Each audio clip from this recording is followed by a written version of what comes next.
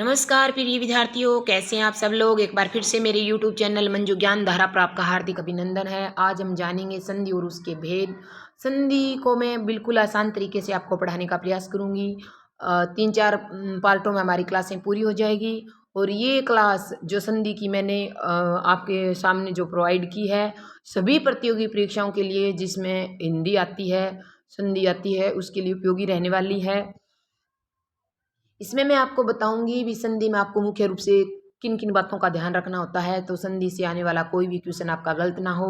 सबसे पहले आपको संधि का अर्थ देखना होता है। जो शब्द आपको दे रखा है उसका अर्थ आना चाहिए। अगर अर्थ से नहीं आ रहा है तो आपको संधि का नियम लगाना है। अगर नियम से संधि नहीं आ रही है तो वो है फिर अपवाद। ये सब मैं आपको बिल्कुल आसान तरीके से पढ़ाऊंगी, लेकिन उससे पहले मेरी आपसे एक छोटी सी रिक्वेस्ट है। प्लीज़ आप मेरे वीडियो को पूरा देखना, पसंद आए तो लाइक एंड शेयर करना। पहली बार आप मेरे चैनल पर विजिट कर रहे हो तो चैनल को सब्सक्राइब कर लेना, बेल आइकन को भी प्रेस कर देना ताकि आने वाली ऑल नोटिफिकेशन आप तक पहुंच जाए। तो सबसे पहले तो हम बेसिक जानकारी ले लेते हैं। ये जो संधि शब्द दे रखा है, इसमें अगर आपसे पूछ लिया जाए भी संधि के अंदर कौन सी संधि है, तो आपको ध्यान रखना है कौन सी संधि है, व्यंजन संधि है। अब आपसे पूछ लिया जाए भी संधि का विलोम शब्द क्या है। संधि का मतलब क्या होता है, मेल, और विलोम क्या हो जाएगा, विच्छेद, अलग करना। ठीक है, तो संधि का विलोम आपसे पूछ लिया जाए तो आपको ध्यान रखना है विच्छेद होता है। अब ये जो संधि शब्द दे रखा है उसमें आपको पता चल गया अभी संधि में व्यंजन संधि है, संधि का विलोम विच्छेद होता है।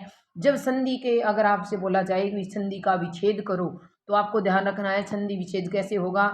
विच्छेद में सम प्लस धी आएगा।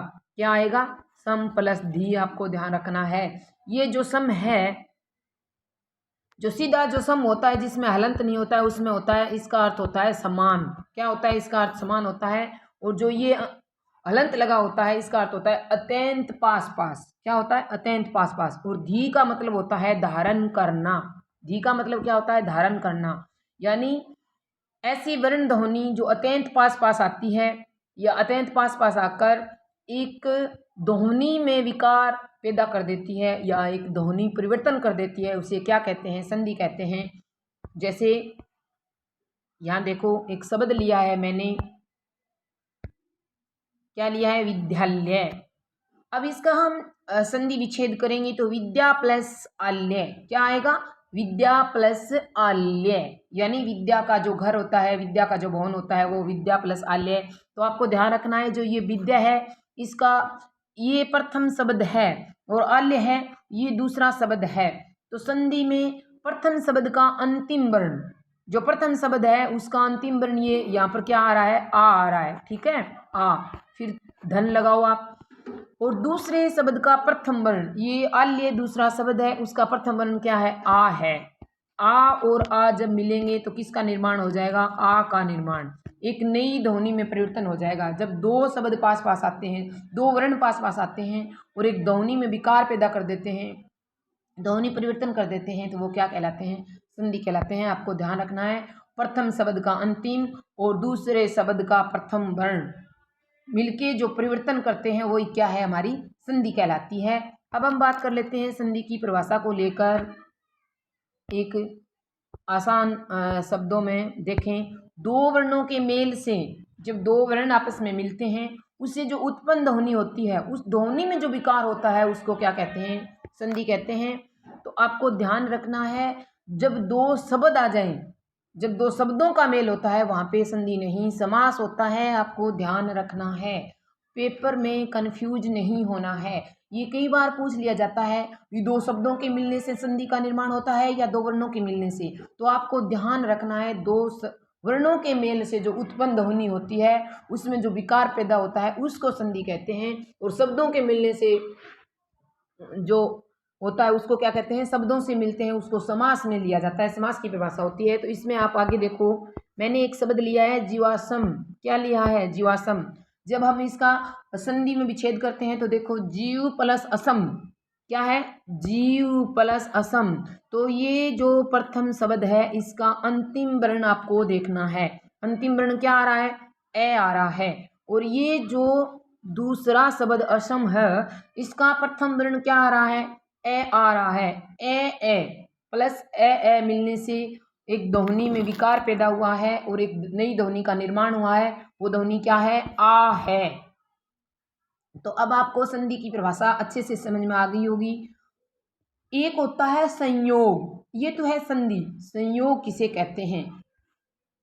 कुछ में संधि होती है, कुछ में संयोग होते हैं, कुछ ऐसे शब्द भी होते हैं जो अपवाद में भी आते हैं। तो अब देखेंगे हम संयोग किसे कहते हैं। देखो इसमें क्या होता है, संयोग में दो वर्ण पास पास तो आते हैं, दो शब्दों का ठीक तरह से जुड़ जाना, दो वर्णों का पास पास आना, लेकिन किसी प्रकार की ध्वनि में किसी प्रकार का कोई विकार या परिवर्तन नहीं होना संयोग कहलाता है। जब दो वर्ण पास पास आते हैं और एक नई ध्वनि का निर्माण नहीं करते हैं, किसी प्रकार का कोई विकार पैदा नहीं करते हैं, किसी प्रकार का कोई परिवर्तन नहीं करते हैं, वो क्या कहलाते हैं? संयोग कहलाते हैं। यानी दो शब्द इसमें क्या होते हैं? पास पास। संयोग का मतलब क्या होता है? दो शब्दों का ठीक तरह से जुड़ जाना, किसी प्रकार का कोई विकार पैदा नहीं होना, वो क्या होता है? संयोग कहलाता है। जैसे यहाँ मैंने लिया है राजा राम, एक शब्द लिया है।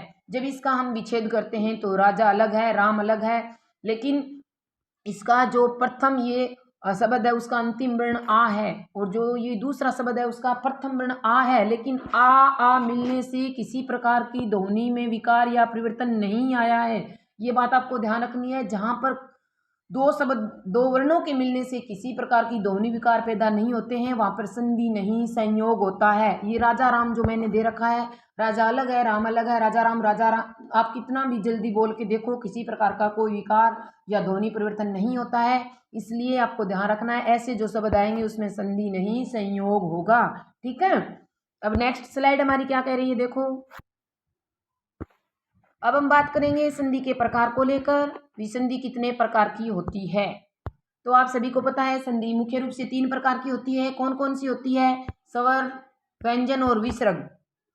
अब स्वर संधि कौन सी है, व्यंजन संधि कौन सी है, विसर्ग कौन सी है, एक एक को अच्छे से जानेंगे। यानी जिस वर्ण में परिवर्तन होगा, अगर स्वर में परिवर्तन होगा, स्वर के स्वर से मिलने से स्वर में परिवर्तन होगा तो वो संधि स्वर संधि कहलाएगी। व्यंजन और स्वर के मिलने से जो अगर व्यंजन में परिवर्तन होगा तो व्यंजन संधि कहलाएगी। विसर्ग व्यंजन और विसर्ग और स्वर के मिलने पर विसर्ग में अगर परिवर्तन होगा तो वो संधि विसर्ग कहलाएगी। यानी जिस वर्ण में परिवर्तन होता है उसके आधार पर संधि का नाम रख दिया जाता है। संधि मुख्य रूप से तीन प्रकार की होती है, स्वर संधि, व्यंजन संधि और विसर्ग संधि। अगर स्वर में परिवर्तन हुआ तो वो स्वर संधि में चली गई, और विसर्ग में परिवर्तन हुआ तो विसर्ग, और व्यंजन में परिवर्तन हुआ तो व्यंजन संधि में चली गई। तो आपको ध्यान रखना है। जैसे मैंने लिया है स्वर प्लस स्वर, अगर स्वर में परिवर्तन होता है तो स्वर संधि होती है, स्वर प्लस स्वर। एक शब्द लिया है मैंने शताधिक, इसका जब हम संधि विच्छेद करते हैं तो सत प्लस अधिक आता है। सत ये जो प्रथम शब्द है इसका अंतिम वर्ण है ए, ठीक है, और अधिक ये दूसरा शब्द है इसका प्रथम वर्ण है ए। जब ए और ए दोनों मिलते हैं, दोनों वर्ण एक ध्वनि में परिवर्तन या विकार पैदा करते हैं। कैसी ध्वनि आती है हमारे सामने? आ निकल के आता है। कैसी ध्वनि आती है? आ निकल के आता है। तो किस में परिवर्तन हुआ है? ए स्वर है, ए स्वर है, फिर आ स्वर है, तो स्वर का स्वर में परिवर्तन हुआ है, तो संधि कौन सी हो जाएगी? स्वर संधि हो जाएगी। आपको ध्यान रखना है। नेक्स्ट आप देखो, नेक्स्ट मैंने लिखा है व्यंजन प्लस स्वर। क्या लिखा है? व्यंजन प्लस स्वर। एक शब्द लिया है वागीस। क्या लिया है? वागीस। जब इसका संधि में विच्छेद करते हैं तो वाक प्लस ईस, वाक प्लस ईस, ये वाक ये प्रथम शब्द है, इसका अंतिम वर्ण क्या है? कै। कै क्या होता है? व्यंजन होता है। और दूसरा शब्द है ईस, इसमें अंतिम इसका प्रथम वर्ण क्या है? ई है। जो कै व्यंजन और स्वर मिले और परिवर्तन किस में हुआ? देखो ये कै किस में बदल गया? गे में बदल गया। ई की तो मात्रा लगी है, तो व्यंजन का व्यंजन में परिवर्तन होना व्यंजन संधि कहलाता है। ठीक है। इसी प्रकार नेक्स्ट देखो आप, व्यंजन प्लस व्यंजन, तो व्यंजन संधि हो जाएगी। अगर व्यंजन का व्यंजन में परिवर्तन होगा, अगर व्यंजन का स्वर में परिवर्तन, व्यंजन का व्यंजन में परिवर्तन होगा, व्यंजन का व्यंजन में परिवर्तन होने से क्या हो जाएगी? व्यंजन संधि हो जाएगी। जैसे वाकदान, मैंने यहाँ पे शब्द लिया है वाकदान, तो वाक प्लस ईस, तो ये कै किस में बदल गया? गे में बदल गया। तो व्यंजन का व्यंजन में परिवर्तन होना व्यंजन संधि कहलाएगा। अब नेक्स्ट आप देखो, विसर्ग प्लस स्वर हो सकता है, विसर्ग प्लस व्यंजन भी हो सकता है। एक शब्द लिया है मैंने मनोविलासा। क्या लिया है? मनोविलासा, यानी मन है प्लस अभिलाषा। मन है, या ये विसर्ग प्लस स्वर आया है और स्वर का परिवर्तन हुआ है किसमें? जब हमने इसको मिलान किया है मन है प्लस अभिलाषा का, तो मनोअभिलाषा में चेंज हो गया, तो ये स्वर ओ में बदल गया। ये जो सॉरी भाई, ये विसर्ग है किस में बदल गया? ओ में बदल गया। तो परिवर्तन किस में आया है? यहाँ पे विसर्ग में परिवर्तन आया है, और विसर्ग में परिवर्तन आया है तो कौन सी संधि हो जाएगी? विसर्ग संधि हो जाएगी। आपको ध्यान रखना है, स्वर में परिवर्तन आता है तो स्वर संधि कहलाती है, व्यंजन में परिवर्तन आता है तो व्यंजन संधि कहलाती है, अगर विसर्ग में परिवर्तन आता है तो विसर्ग संधि कहलाती है। ठीक है, नेक्स्ट स्लाइड आप देखो। मुख्य रूप से आपको पता है संधि 3 प्रकार की होती है। अब जो स्वर संधि है मूलतः उसके 5 भेद होते हैं। मुख्य रूप से संधि कितने प्रकार की होती है? 3 प्रकार की, स्वर संधि, व्यंजन संधि, विसर्ग संधि। और फिर से स्वर संधि कितने प्रकार की होती है ये ध्यान रखना है आपको। स्वर संधि के 5 भेद होते हैं। कौन कौन से? दीर्घ स्वर, गुण, वृद्धि, यण और यादि।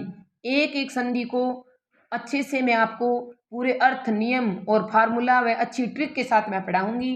कम से कम 4-5 हमारी ये संधि की क्लासें रहेगी। हर एक क्लास को आप अच्छे से देखना, आपको परीक्षा में बहुत फायदा होने वाला है।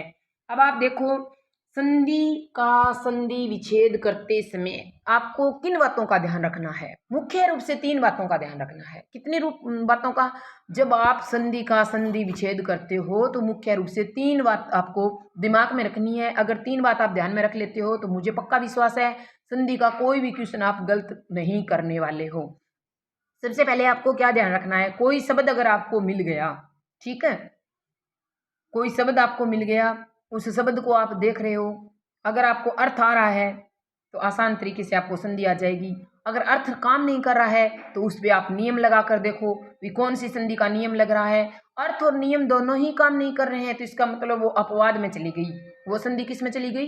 अपवाद में चली गई। ये बात आपको मुख्य रूप से याद रखनी है। जब संधि का संधि विच्छेद करोगे तो 3 बातों का ध्यान रखना, अर्थ, नियम और अपवाद।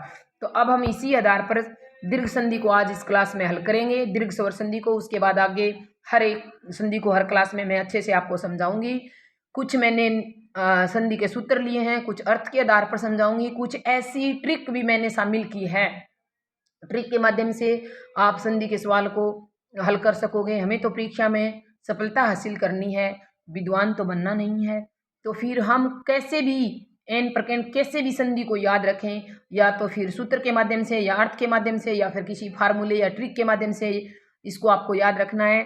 तो सूत्र क्या कहता है, सूत्र के हिसाब से अगर करते हो आप तो देखो, मैं आपको 2 शब्द दूंगी, आपको ध्यान देखना है अभी सूत्र कितना काम आता है या फिर अर्थ ज़्यादा काम आता है। जैसे इस संधि का, दीर्घ स्वर संधि का सूत्र आप सभी को पता है क्या है? ए आ प्लस ए आ से आ का निर्माण होता है। इसी प्रकार ई प्लस ई से बड़ी ई का निर्माण होता है, और ऊ प्लस ऊ से ऊ। ये 3 नियम इसमें ये है, ये इसका नियम है, याद रखना है। लेकिन अर्थ देखो आप, ये है मुक्तावली।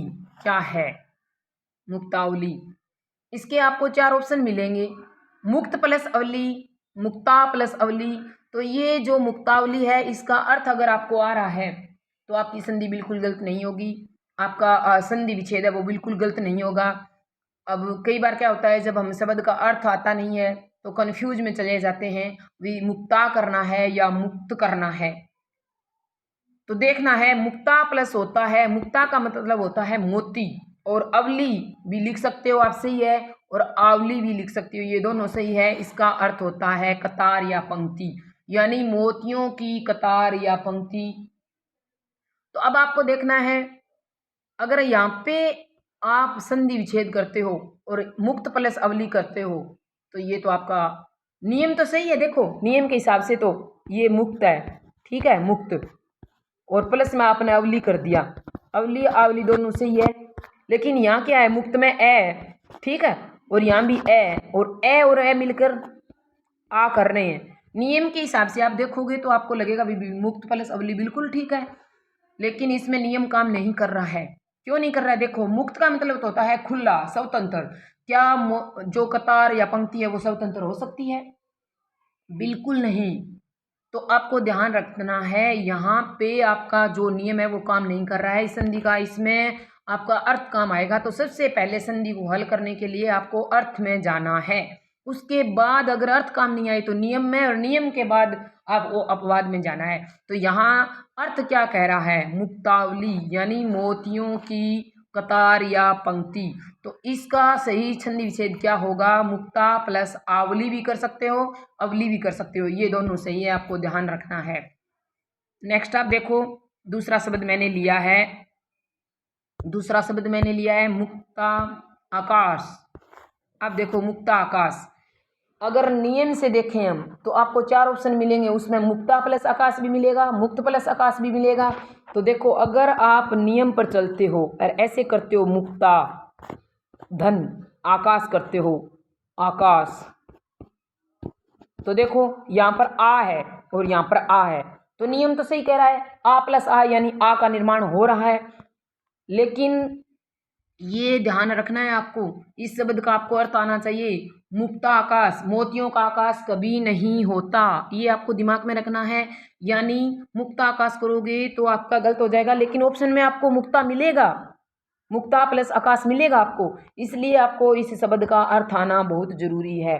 तो अब इसका क्या होगा संधि विच्छेद, देखो अगर ऐसा करते हो तो गलत होता है, तो आपको करना पड़ेगा मुक्त प्लस आकाश। क्या करना पड़ेगा, मुक्त प्लस, ये वाला सही होगा। यहाँ मुक्त पहला जो प्रथम जो शब्द है उसका अंतिम जो वर्ण है ये ए है, और दूसरे शब्द का प्रथम वर्ण आ है, ए और आ के मिलने से आ बनता है। तो आपको क्या करना पड़ेगा, मुक्त प्लस आकाश करना पड़ेगा। कैसा आकाश, मुक्ता नहीं, मोतियों का आकाश नहीं होता, मुक्त प्लस आकाश होगा, यानी एक ऐसा स्वतंत्र बादलों से रहित आकाश। ठीक है, इसी प्रकार नेक्स्ट देखो आप, नेक्स्ट मैंने शब्द ये मुक्ता मुक्ता पर ही लिए हैं बहुत सारे, भी आपके कंफ्यूज है वो दूर हो जाए। मुक्तागार यानी अब आप इसको मुक्त गार नहीं कर सकते, सीप होते हैं वो मुक्त नहीं, मोतियों से बने होते हैं, मोतियों के घर होते हैं। ठीक है, तो मुक्ता प्लस आकार होगा। अब नीचे मैंने लिया है मुक्त आत्मा, तो मुक्त आत्मा का अगर आप संधि विच्छेद मुक्ता करते हो, मुक्ता प्लस आत्मा करते हो, तो नियम तो इसमें लग रहा है, आप देखोगे भी नियम तो लग रहा है, आ इधर आ रहा है, आ इधर आ रहा है, आ के मतलब मिलने से आ का निर्माण हो रहा है, ध्वनि विकार परिवर्तन हो रहा है, तो इसमें दीर्घ स्वर संधि है, हाँ है, लेकिन नियम यहाँ काम नहीं कर रहे हैं, इसलिए आपको अर्थ में जाना पड़ेगा। और मुक्ता यानी मोती होता है, और मोतियों की आत्मा कभी नहीं होती, ये बात आपको ध्यान में रखनी पड़ेगी। यानी मुक्त प्लस आत्मा होगी, मुक्त प्लस आत्मा, कैसी आत्मा, ऐसी स्वतंत्र आत्मा, किससे स्वतंत्र, भोग विलास से, मोह माया से स्वतंत्र आत्मा। तो जहाँ आत्मा आकाश, अब आपको शब्द ध्यान में रखने हैं, और अर्थ अगर आ रहा है तो आपकी संधि बिल्कुल गलत नहीं होगी। आगे नेक्स्ट स्लाइड में आप देखो, अब है दावानल। दावानल का मतलब होता है जंगल में लगने वाली आग। क्या होता है, जंगल में लगने वाली आग होती है। तो आपको ध्यान रखना है, इसमें दाव भी मिलेगा, दावा भी मिलेगा। तो अब आप क्या करोगे, दावा, तो इसमें अगर आप नियम पर जाओगे तो देखो नियम क्या कह रहा है, दावा, यहाँ पे आ आया है ना, आ, और यहाँ ए, आ और ए मिलके आ हो गया। तो दावा, दावा का अर्थ अगर आपको नहीं आ रहा है तो आप तो दावा प्लस अनल करके आओगे और बोलोगे दावा नल में मैंने तो बिल्कुल संधि विच्छेद वो सही किया है, दावा नहीं, दाव आएगा। दाव, दाव होता है बन, और दावा होता है मुकदमा, और मुकदमे में लगने वाली आग कभी नहीं होती, ये बात आपको ध्यान में रखना है। दावा नल का मतलब होता है दावा प्लस अनल, यानी जंगल में लगने वाली आग। अब ऐसे कुछ उदाहरण लिए हैं मैंने जिसमें किसी प्रकार की कोई संधि नहीं, संयोग है वो आपको ध्यान रखना है, जैसे मुक्तहार, स्वर्णहार, पुष्पहार, रजतहार। अब आप कहोगे इसमें संधि क्यों नहीं है, तो इसमें मुक्त अलग है, हार अलग है, मुक्तियाँ नहीं, मुक्ता क्या है, मोती है, हार यानी हार एक स्वतंत्र शब्द है, मोतियों का हार, स्वर्ण हार, सोने का हार, पुष्पहार, फूलों का हार, रजत हार, चांदी का हार। तो ये शब्द आए ऐसे, तो आपको इसका अर्थ ध्यान में रखना है, अगर अर्थ आता है तो आपकी संधि बिल्कुल गलत नहीं होगी, इसमें किसी प्रकार की संधि नहीं है। आपको 4 ऑप्शन मिलेंगे और उसमें दे दिया जाएगा मुक्त आत्मा, मुक्त आत्मा, या फिर मुक्त आकाश दे दिया जाएगा, उसके बाद मुक्त हार दे दिया जाएगा। इस प्रकार कुछ ऐसे शब्द दे दिए जाएंगे और उसमें मुक्त हार को शामिल कर लिया जाएगा, और फिर आपसे पूछ लिया जाएगा इसमें कौन सी दीर्घ स्वर संधि नहीं है। तो आपको ध्यान रखना है मुक्त हार, मुक्त मानी मोती, हार मानी हार जो गले में डालने वाला होता है, यानी मोतियों का हार। इसमें किसी प्रकार की कोई संधि नहीं, संयोग है। स्वर्ण हार जो सोने से बना हो, पुष्प हार जो फूलों से बना हो, रजत हार जो चांदी से बना हो। ये अगर आपको अर्थ आते हैं तो आपकी संधि बिल्कुल ठीक होगी। ठीक है, अब आगे देखो आप संकेत सूत्र 2।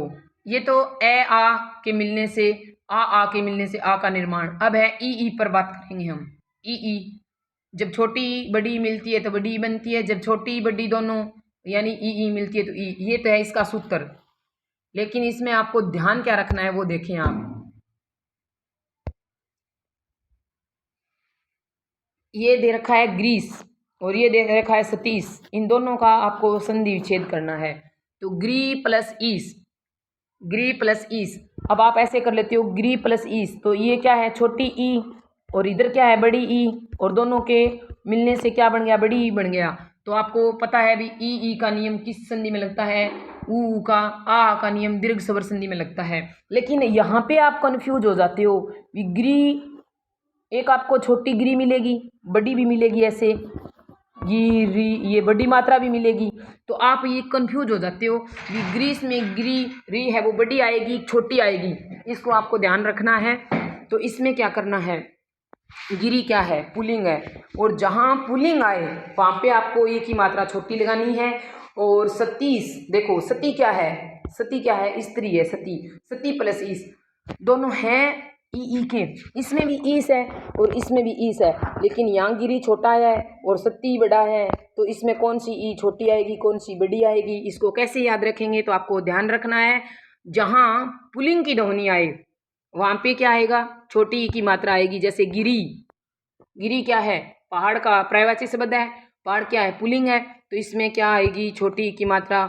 और सती, सती क्या है, सती किसके लिए होता है, पहले सती कौन होती थी, स्त्रियां, तो सती किसके लिए आया है, स्त्रियों के लिए है, और स्त्रियां क्या है, स्त्रीलिंग। ठीक है, तो स्त्रीलिंग के लिए आपको बड़ी ई की मात्रा ध्यान में रखनी है, और जब भी आप इसका संधि विच्छेद करो, और पुल्लिंग के लिए आपको छोटी ई की मात्रा ध्यान में रखनी है। और कुछ ऐसे शब्द भी हैं जिसको आप अच्छे से याद रखना, जैसे ये ई बड़ी आई है, और देखो आप इन दोनों में अंतर देखो आप,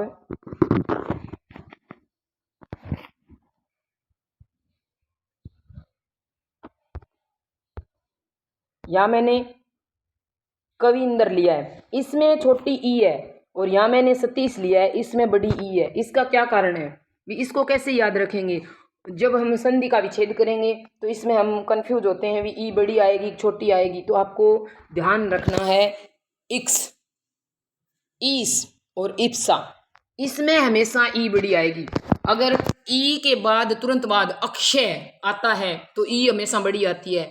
ई के तुरंत बाद सलगम वाला से आता है तो ई हमेशा बड़ी आती है। ई के बाद दोनों ये मूर्धन्य और दंत्य से मिलके आते हैं तो ई हमेशा बड़ी आती है, और बाकी जो बच गए उसमें ई छोटी आएगी। अब ई के बाद देखो, न तो यहाँ पे हमारा अक्षय आया है, न हमारा स आया है, न मूर्धन्य और दंत्य से आए हैं, तो यहाँ पर क्या आएगी, कवि प्लस इंदर। कवि क्या है, कवि पुल्लिंग है, इसलिए कवि में मात्रा इधर जब हमने संधि विच्छेद किया तो मात्रा क्या आई, पुल्लिंग में मात्रा आएगी छोटी, स्त्रीलिंग में आएगी बड़ी, और इंद्र में ई छोटी आएगी, क्योंकि ई के तुरंत बाद अक्षय और ये तीनों से नहीं आए, इसलिए ई क्या आएगी, छोटी आएगी। और इस सतीश में ई के तुरंत बाद सलगम वाला से आए, इसलिए ये ई आपको याद रखनी है, बड़ी आएगी। ये अगर तीन बातें आप याद रखते हो तो आपकी संधि बिल्कुल भी गलत नहीं होगी। इक्स, ईस और इप्सा, ये आपको कहीं भी दिखाई दे तो ई की मात्रा क्या आएगी, बड़ी आएगी। ठीक है, अब देखो ये देखने में कविंदर और रवीश, लेकिन रवि क्या है, सूर्य का पर्यायवाची शब्द है, तो रवि क्या है, पुल्लिंग है, तो इसलिए ई छोटी आई है। और कवि क्या है, पुल्लिंग है, इसलिए ई छोटी आई है। और लेकिन कवि का जब हम कविंदर का हमने जो संधि विच्छेद किया है इंदर, तो तुरंत बाद ई के तुरंत बाद द आए हैं, इसलिए ई छोटी आई है। और रवीश का हमने संधि विच्छेद किया है तो ई के बाद से आया है रवीश, तो ई आई है बड़ी। ये नियम आपको याद रखने हैं। ये ट्रिक आप याद रखते हो तो आपकी संधि बिल्कुल ठीक हो जाएगी। अब ऊ का देखो आप, ये तो है इसका सूत्र, आपको पता है जब ऊ तो बड़ा ऊ हो जाता है। ये सिंधु उर्मी आपको दे रखा है और इसका आपको करना है संधि विच्छेद। जब आपने संधि विच्छेद किया तो सिंधु प्लस उर्मी लगा दिया। अब आपको देखना है वहाँ पे आपको ऑप्शन में सिंधु बड़ा भी मिलेगा और ये जो उर्मी है इसमें ऊ छोटा भी मिलेगा। तो फिर आप इसको कैसे याद रखोगे? तो आपको याद रखना है सिंधु क्या है, स्त्रीलिंग है या पुल्लिंग है। बस आपको दीर्घ संधि में ये अच्छे से याद रखना है, सिंधु क्या है, स्त्री है या पुल्लिंग है। पुल्लिंग है तो पुल्लिंग है तो ऊ छोटा आएगा। उर्मी स्त्री है या पुल्लिंग है, स्त्री है तो ऊ क्या आएगा, बड़ा आएगा। और उर्मी आपको कहीं भी दिखाई दे, उर्मी में हमेशा मात्रा ऊ की बड़ी आएगी। ये बात अच्छे से आपको ध्यान रखनी है। उर्मी कहीं भी अगर दिखाई आपको देती है तो उर्मी में मात्रा ऊ की हमेशा बड़ी आएगी। अब नीचे भू उदार, भू मतलब होती है भूमि। अब इसका आपको अर्थ आना चाहिए भूहू। अब वहाँ पे आपको छोटा भू भी मिलेगा ऑप्शन में। अब जब आपको संधि आ रही है भू भू ऊ, आपको पता है ये दीर्घ स्वर संधि है, लेकिन संधि विच्छेद पूछ लिया आपसे भी, भू जो उदार है उसका संधि विच्छेद कौन सा सही होगा, तो छोटा भू भी मिलेगा और छोटा ऊ भी मिलेगा, बड़ा ऊ भी मिलेगा। तो हम उसको कैसे करें? तो भू मतलब होती है भूमि और भूमि क्या है, स्त्रीलिंग है, इसलिए ऊ की मात्रा क्या आई है, बड़ी आई है। उदार क्या है, पुल्लिंग है, इसलिए ऊ की मात्रा छोटी आई है। अगर स्त्री और पुल्लिंग की बातें आप ध्यान में रखते हो, यानी जहाँ पुल्लिंग आएगा वहाँ पर छोटी ई छोटा ऊ आएगा और जहाँ पर स्त्रीलिंग आएगा वहाँ पे बड़ी ई और बड़ा ऊ आएगा। और उर्मी की कहीं भी मात्रा आ जाए तो लघु उर्मी, जैसे लघु उर्मी, तो लघु क्या है, ये पुल्लिंग है इसलिए छोटा है, उर्मी ये स्त्रीलिंग है इसलिए बड़ी है। ये आपको अच्छे से याद रखना है। आज बस यहीं तक, मिलते हैं नेक्स्ट वीडियो में। तब तक के लिए आप सभी को मेरा प्यार भरा नमस्कार। जय हिंद, जय भारत।